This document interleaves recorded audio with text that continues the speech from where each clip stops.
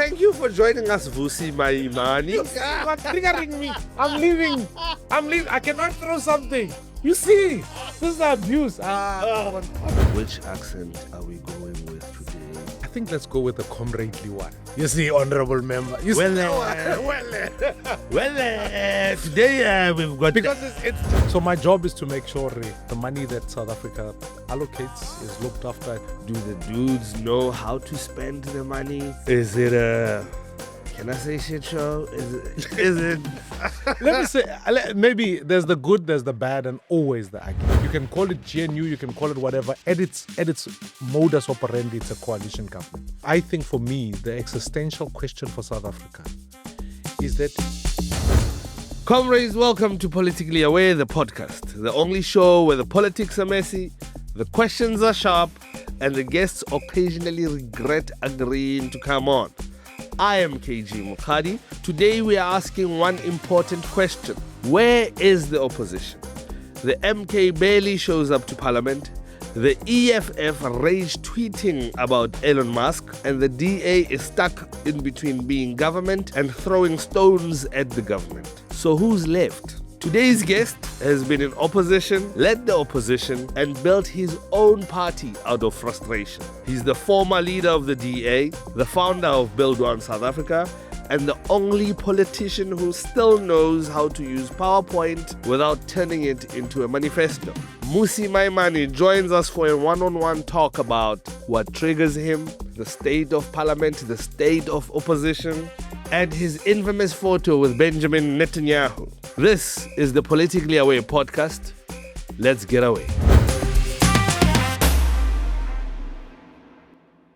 Dr. Mmusi Maimane is in the house. Welcome. Thank you. I'm so glad to be here. It's my debut. Your debut. I thought you'd been here before, honestly. It's a first time outing, so please be nice. Welcome, Ra. Like honestly, thank you very much. And it's my debut as a doctor, so I can Skype ACC 200, Corenza C. If you want all of that stuff, I can write it out for you. But it's the first time here, so go on, Mmusi. We're two black guys. Mm-hmm. There's white dudes here, there's a colored guy, there's an Indian guy over there. Yeah. Should we run? You and I code switch a bit. The question is, which accent are we going with today? And which one is your favorite? I think let's go with the comradely one. You see, honorable member. You today we've got... Because it's the only one every other person fears. And we've all... Are you guys uncomfortable yet? My guy, congratulations on your doctorate. This is huge. No, thank you. And honestly, I say this, if I'd known it would mean so much to the cashier, bump into the security guard. You know, when you bump into people, they say, hey, Mona, we heard you've got your doctorate. And for South Africans who are in that space, to me, it's been deeply humbling to realize, or people say, you are part of us and you got there. And also, mainly because, man, my mother was a cashier, man, and my father was a factory worker. And so for them to have a son who can have a PhD tells me already at least their contribution is something I have sought to honor. And so, yeah, it's amazing. So thank you. And it's been a lot of hard work, but it's deeply humbling. Respect. I mean, I'm a normal South African. I'm deeply skeptical, and these things have happened before. Just be honest with us. You did not buy it. No. It wasn't for sale. Otherwise, I'd have to go to that university in the Eastern Cape, which shall remain unknown, unmentioned for fear of litigation. But I swatted. I started during COVID, actually. So it's been a culmination of 4 years. So since 2020, and now we're here. It's done. You're in the government, right? I mean, what exactly do you do? I'm in Parliament. I chair the budget committee. So in essence, the Minister of Finance, Washela, they just put forward a proposal to say, this is how we think we should spend. These are the things we should do. Yeah. And then it ends up in our portfolio committee. So I chair that process. So from that point on, remember, there's only one place where law is passed in this country, and that's Parliament. Yes. And people are represented in Parliament. So whatever the executive proposes, finally, the final authority is Parliament. And Parliament has the authority to amend that, to reject it, to make inputs. And so it sits in my committee, and I speak to stakeholders. I speak to South Africans. We consult experts. We speak to the FFC, the Fiscal Commission. We speak to the Parliamentary Budget Office, and anyone who wants to make a submission. And that's, if I can abuse this platform, say to South Africans, please come, make your inputs. It's your budget. The government doesn't make money. It takes money from you and then gives it back to you in services. So my job is to make sure the money that South Africa allocates is looked after, it's spent, it's allocated properly, but then we also monitor it afterwards. So I ask the ministers to come and say, we gave you 100 rands. How did you spend it? Did you do it right? And I try and save South Africans money. Do the dudes know how to spend the money? Is it a, can I say shit show? Is it? Let me say, maybe there's the good, there's the bad, and always the ugly. The good is that, you've got some new people who are coming on board thinking about what to do. The bad is I sometimes feel like I'm a doctor who sees sick patients every day because many departments are underfunded and South Africa is running out of money. The ugly is that sometimes I don't think people know how to make a budget. So then you are dealing with ceremonialism, where people just arrive and they be like, hey, we've got this much, and so this is what we're going to do from last year. And that there isn't enough thinking to say, how do we reform? Is this still giving us value for money? Yes. Like there are agencies that sit in government. You can go to an agency and then you say, guys, Lona, what do you guys do?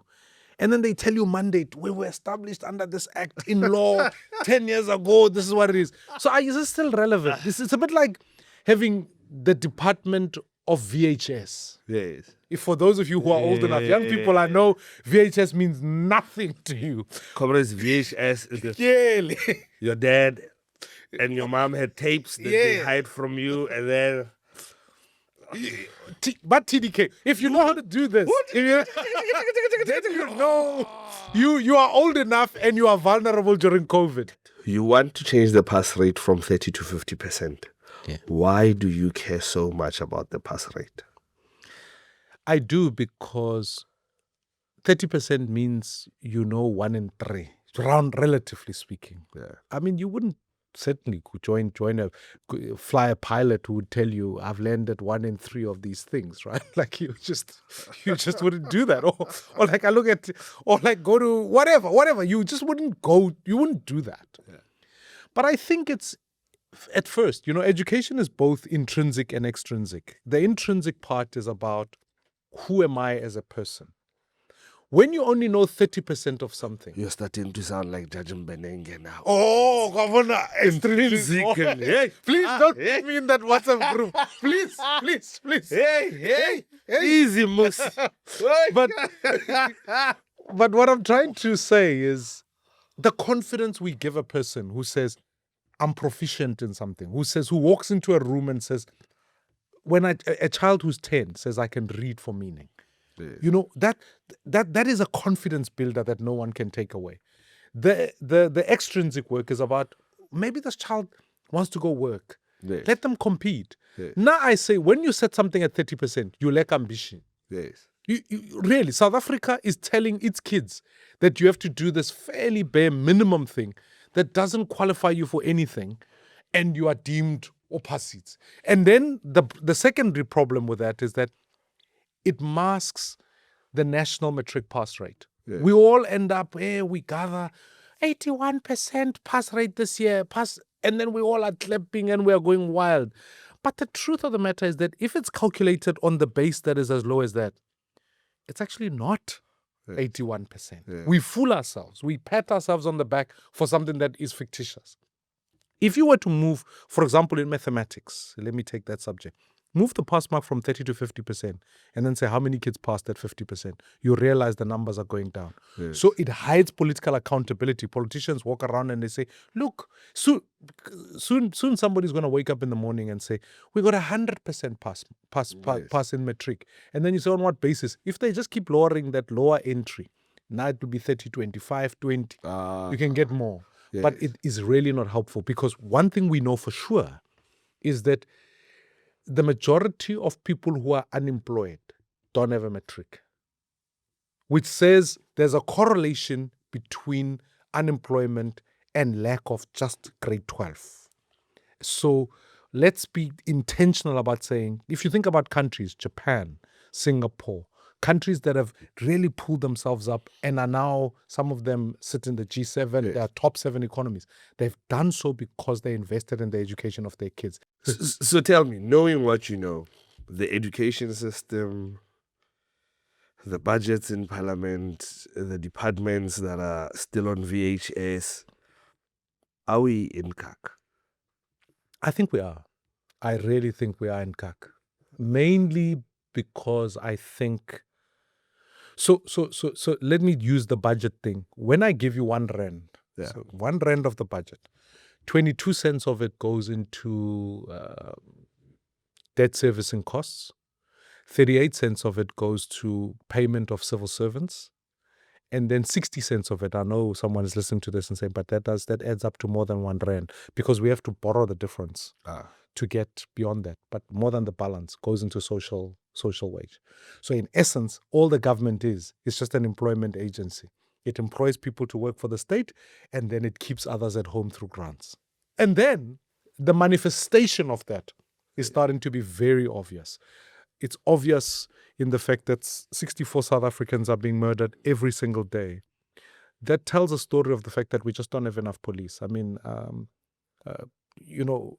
watched that Washington thing, and all I know is that the correct answer to the question, are you killing whites, surely can't be, no, we are killing everybody. Surely can't be that. You know what I mean? But the truth is, we have a murder problem.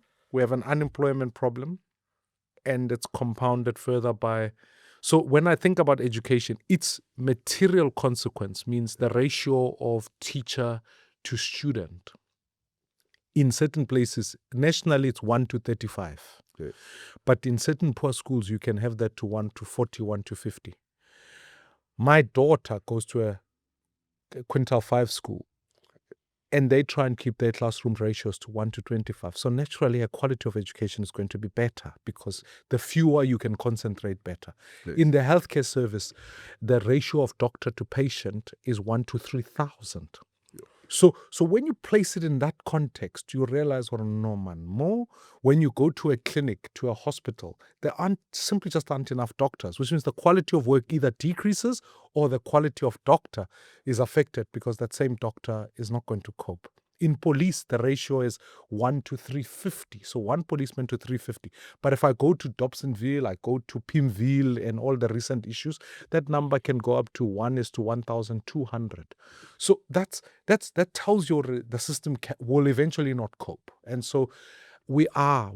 And the reason we must put it crisply as saying we are in CAC is so that we don't beat around the bush. We don't wake up in the morning and suddenly think we must keep doing things the way we've been doing them.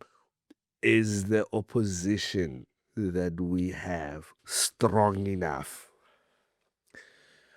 It certainly can't be. Firstly, you've got 70-30. 70% of parliament is made up of parties in the GNU. Yeah. 30% is in the opposition. We chose the role of saying, can we play a constructive opposition role? Despite the seduction of being in the GNU, etc., we felt the best way we could serve South Africans is in this role. When the opposition is MK, and I'm not trying to...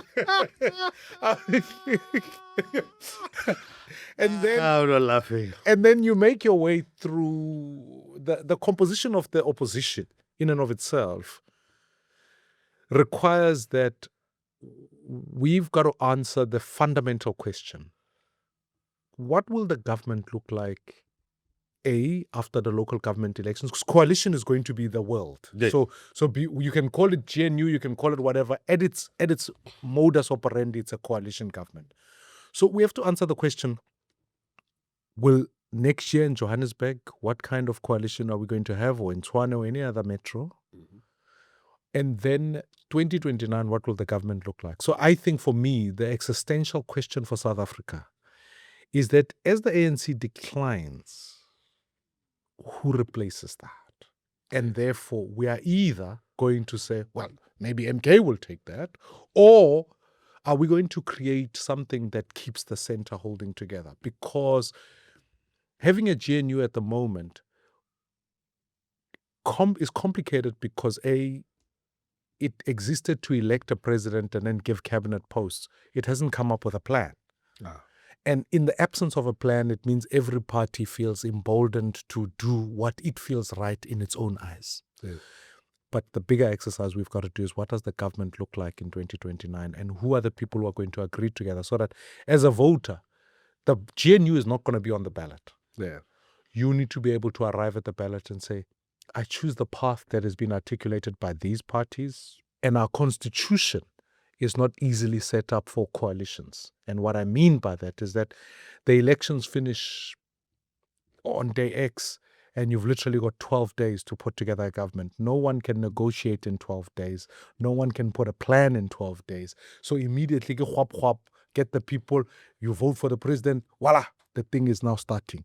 And you haven't thought about what you want to do. So what I'm saying is, let's rather say, let's take the time now, put together parties that agree on a particular plan, and those who disagree. So now we've got MK, it's the official opposition. They barely show up for votes in parliament. Or they vote wrongly. How dangerous is that for democracy? Oh, I might joke about the MK, but they exist. Yeah. They exist in our country. And I'm always pro dialogue before you demonize. Yes. Here's my feeling. How does MK arise?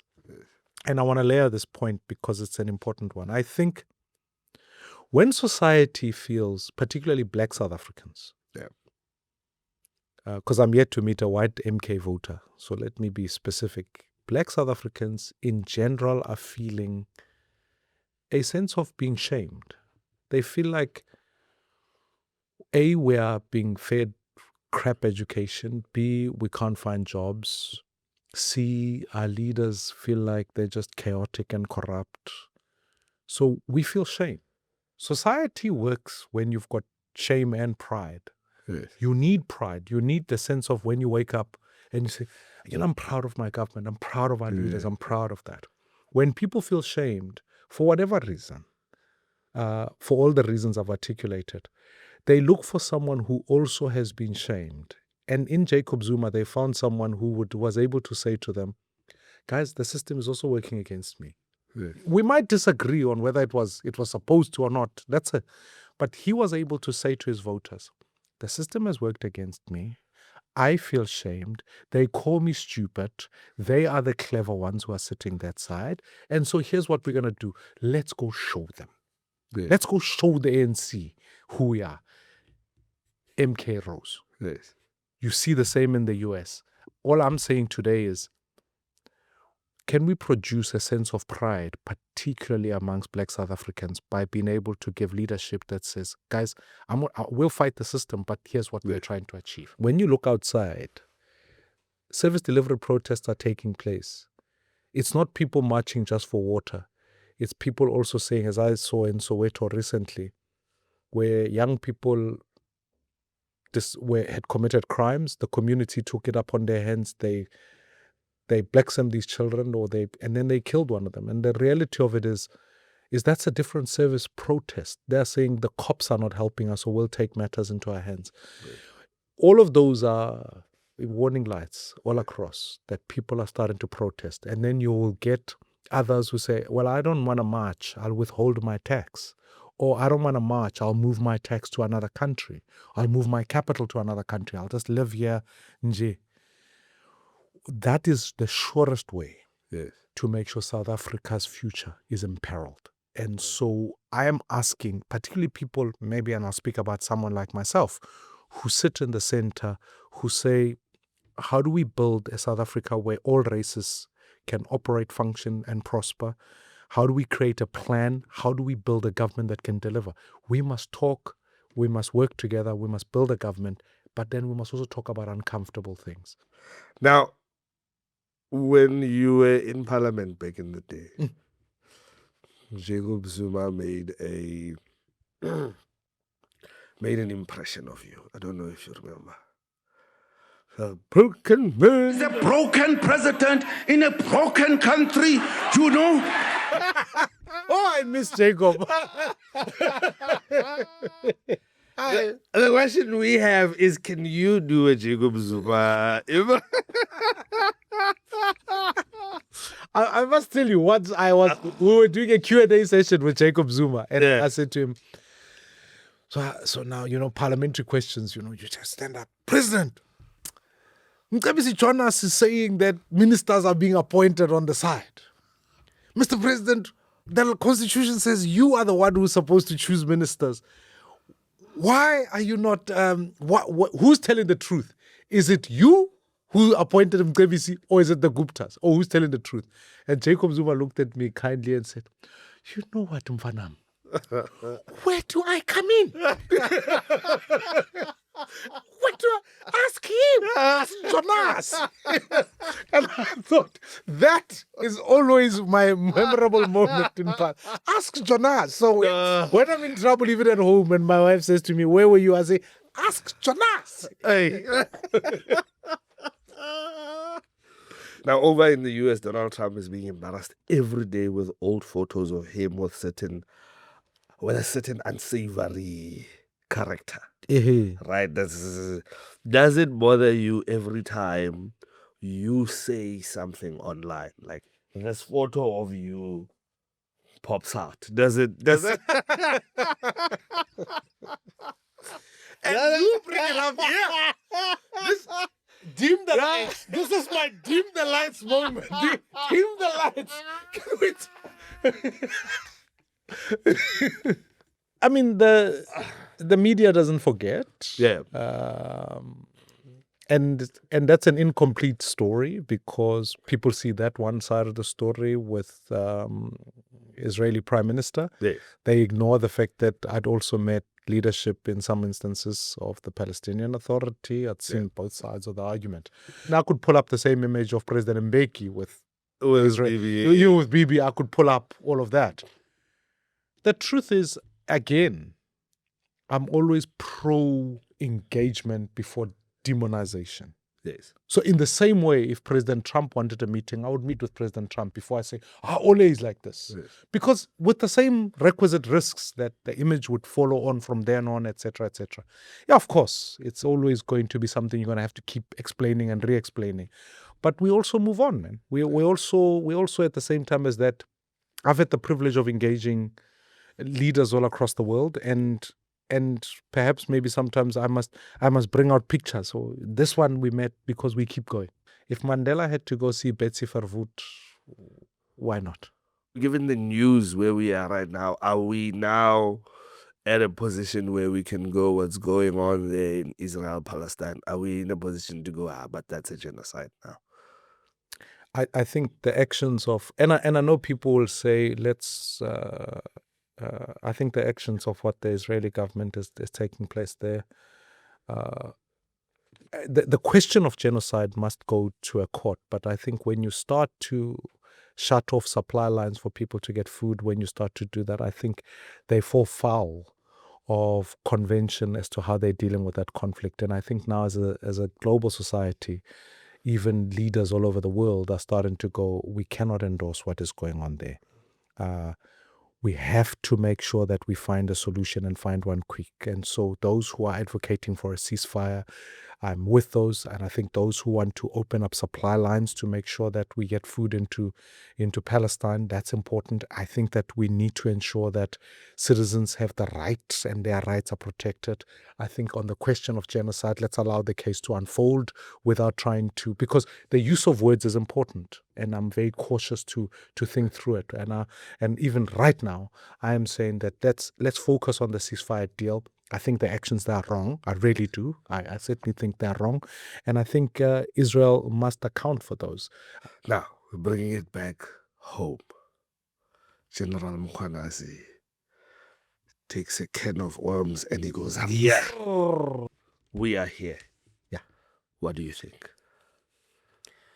You know, there's a famous saying that says, you are innocent until proven guilty, right? Yes. In General Mkhwanazi, I think you are honest until you are proven to lie. Yes. So I happen to take his view that says that he's telling the truth. I mean, why would you go on a public press conference and have generals fighting other generals? It just wouldn't happen. My worry about policing in this country is that it's no longer a game of cops and robbers. It's now a game of robbers and robbers. So I think the first things we have to do is to make sure that the statements that he's made are not just probed in a commission of inquiry. I think that will do its own job. But the SIU should be brought on here. We need a special investigatory unit. Now, the law makes it possible in the SIU Act to also invite other prosecutors to be able to be a partner so that we expedite the thing and make sure that it starts at prosecution. If you're causing nonsense within the police, we must deal with you up front. That must be the most serious action we take. Why? Because if the law enforcers are doing illegal things, then your law doesn't work anymore. Then people don't fear the law. Then you and I, it will manifest, why should I stop at a red traffic light? I should just keep going. The law is irrelevant in that case. But I don't think the president should have suspended Minister Mchunu. I think he should have just fired. Okay. I also think that we need to think hard about how do we solve the situation, because this is a chronic situation. I can remember I said to someone a number of years ago, the thing that keeps me awake at night is that criminal syndicates will run the politicians and by extension they run the country. Yeah. There's a close affiliation between politicians and people who are doing wrong things. And I think as it represents ethics, I don't think it helps lead society. Yes. But dude, let's talk about your party. Let's talk about BOSA. Yes.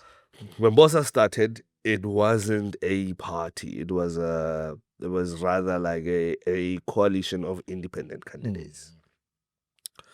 But before the elections, you and I, you went full-on political party. Why? When did you realize the cause for independent candidates was hopeless? The question was framed the other way around. The question was saying, can we allow citizens to directly elect their people? Yes. So that they didn't just vote for the party, right? And the reason you would do that is because you and I know very well that if there's a problem with a school or there's a problem with a hospital, who do you call?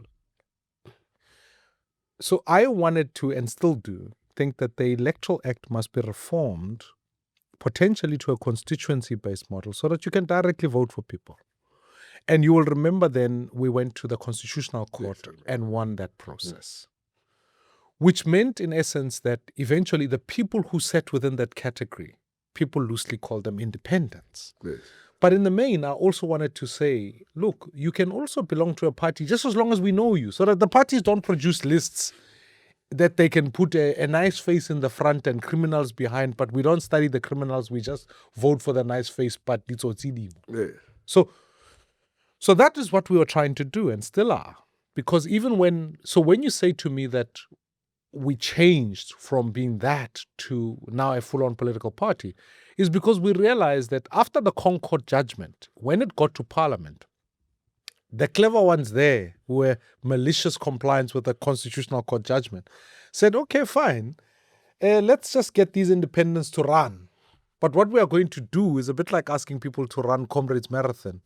The parties will run with shoes and all the things, but you, the independents, you'll run without shoes and good luck, you know?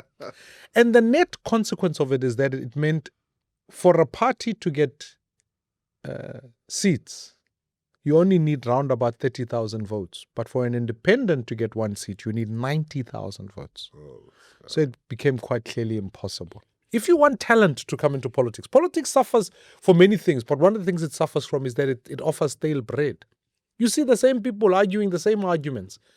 We have to teach them how to use Zoom. I mean, it's stale, and it doesn't help talent come through. Young people who are in law firms, all of that. So I said, no, let's make it possible to create talent to come through. So that's why we formed a political party in that sense and put a list together.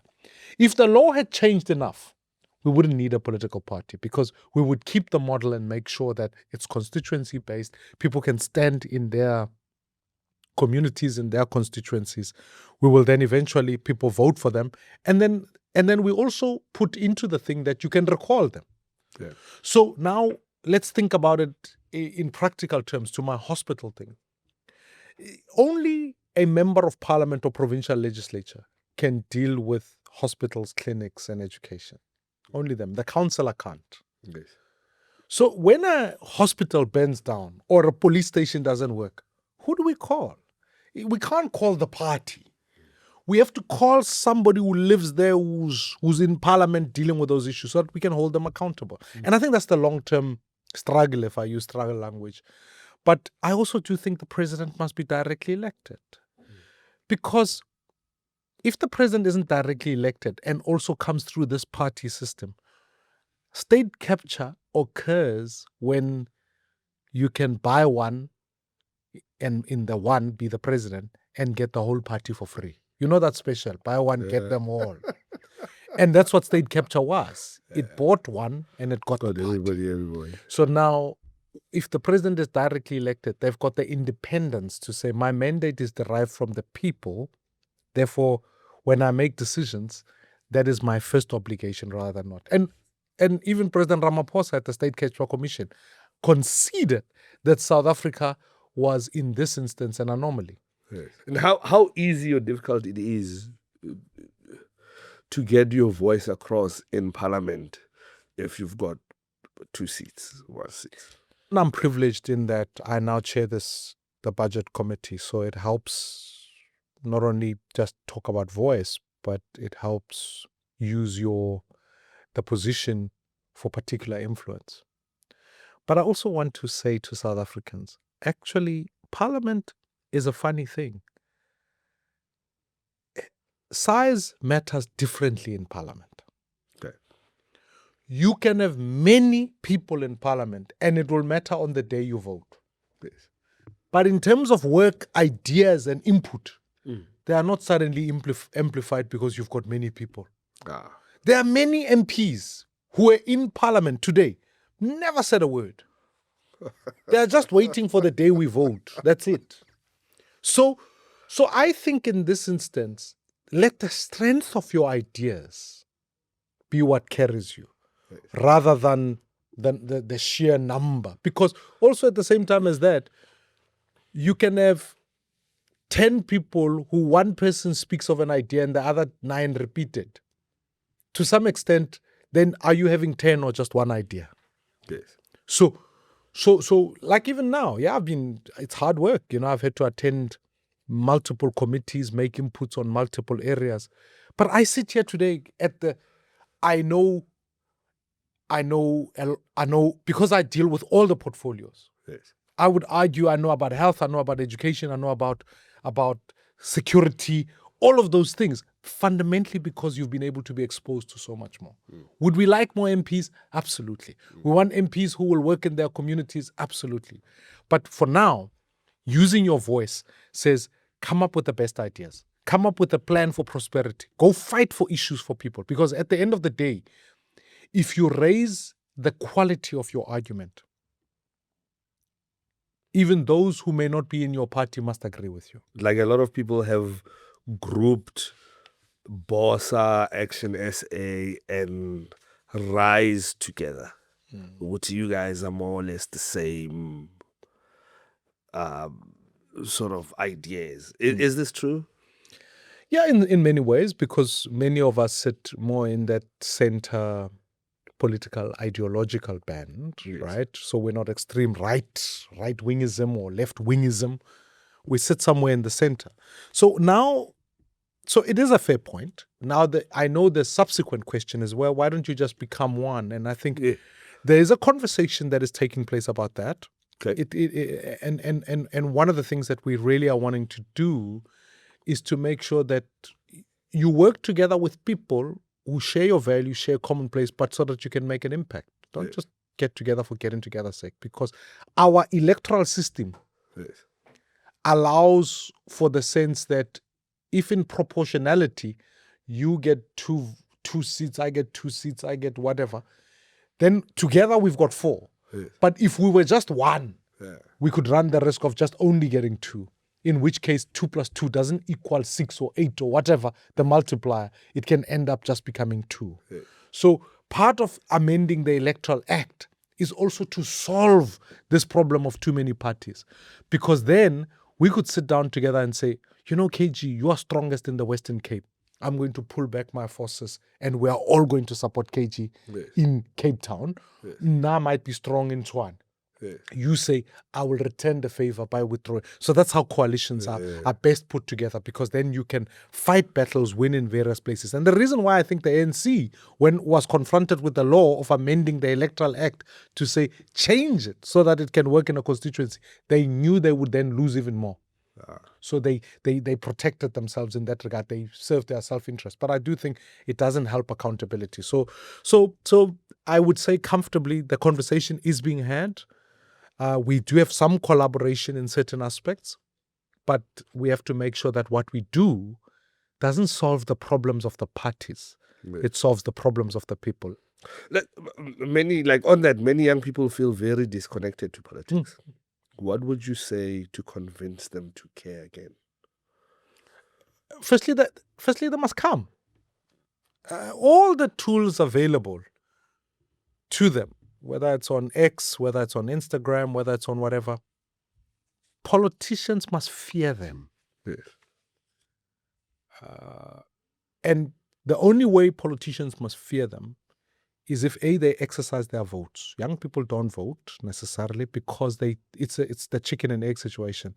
Well, they don't vote, so politicians don't talk to them, and so because politicians aren't talking to them, they don't vote. So you have this circuitous argument.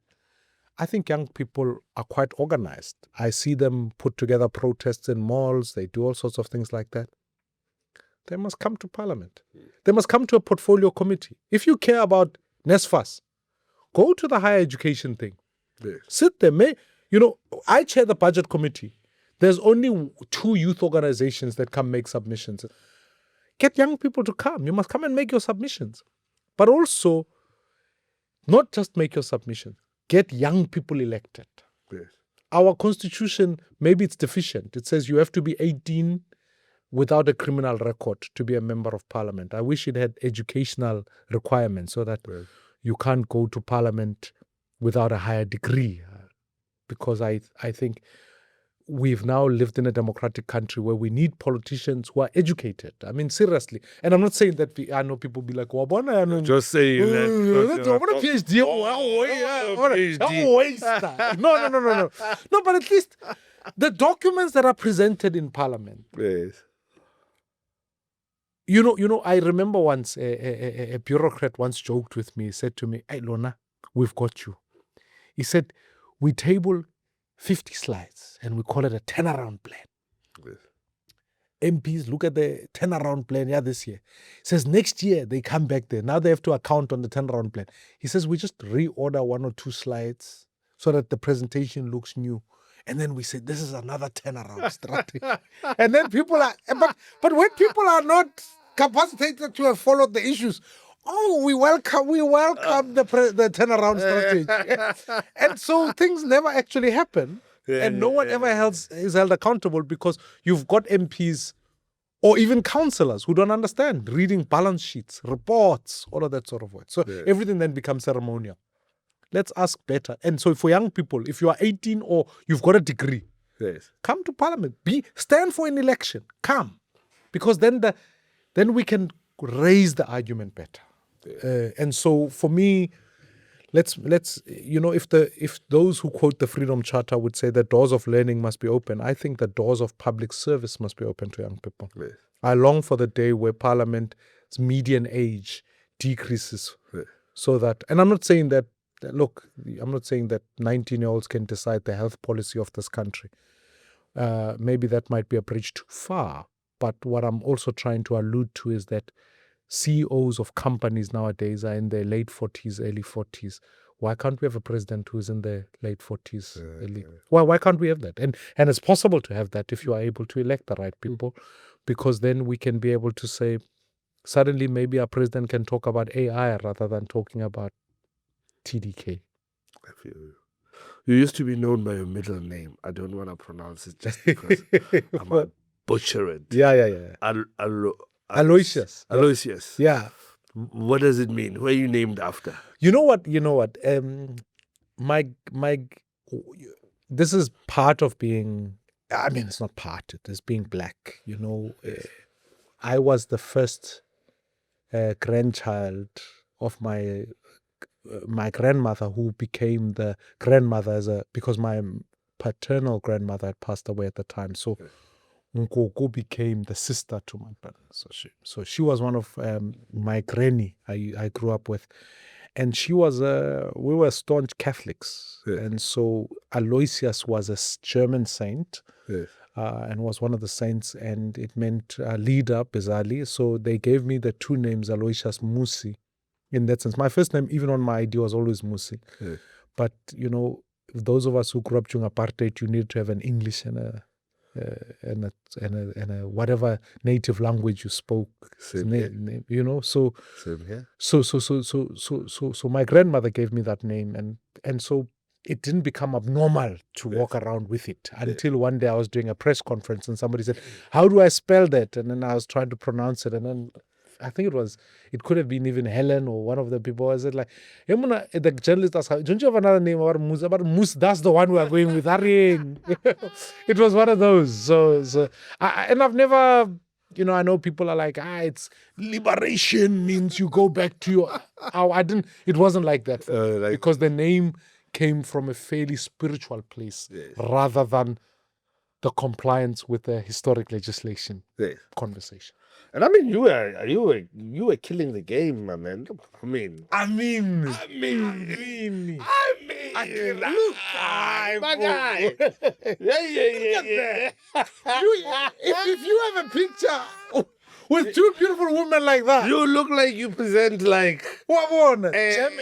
romantic repertoire on Metro. I mean, come on. Hey, the standards have always been high. Oh my God. Come on. Oh man. You also presented a gospel show. Yeah. We've got a clip from the gospel show. Dude. Aloysius days. Oh my goodness. I've got to watch this and weep.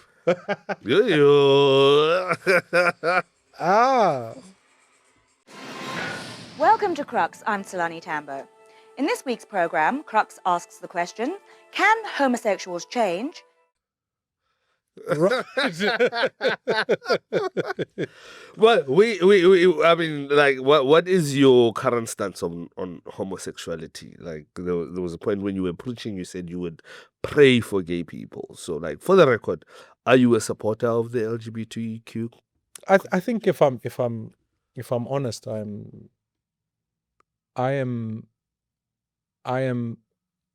understand. Firstly, let me give some context, and this might be something. I kind of take the view that there are two genders. Yeah. We made them male and female. Yes.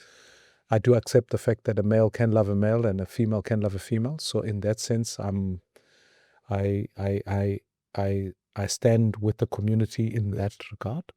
I take the view that I depart firstly from the biblical point of view that says God made them male and female. Yeah.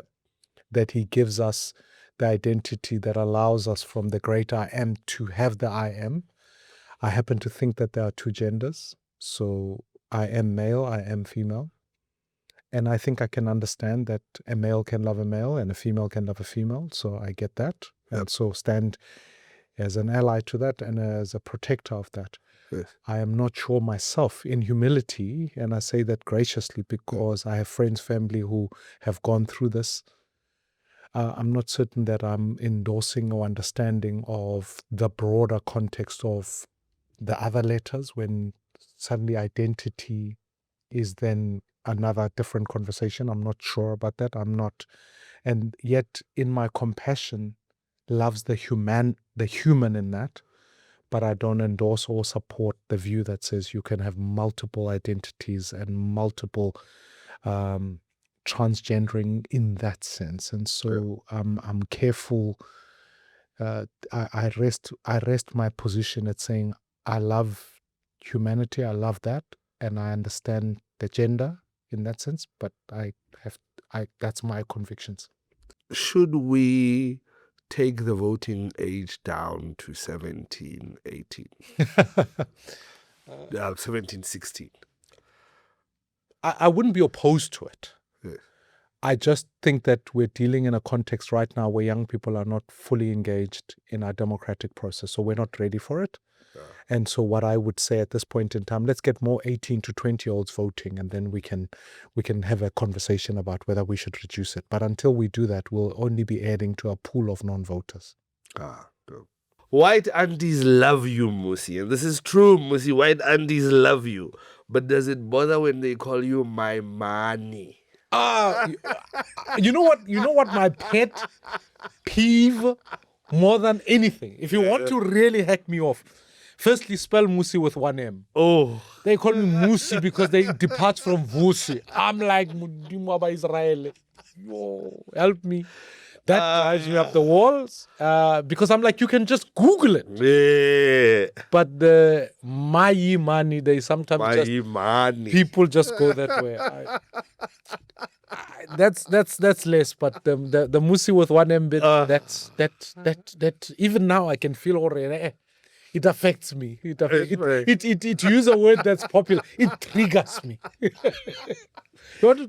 Thank you for joining us, Mmusi Maimane. You are triggering me. I'm leaving. I cannot throw something. You see, this is the abuse. Comrades, that's all we had time for. Thanks to Mmusi Maimane for joining us and giving us really good insight on what opposition politics looks like. Join us on the next one. Until next time, stay away.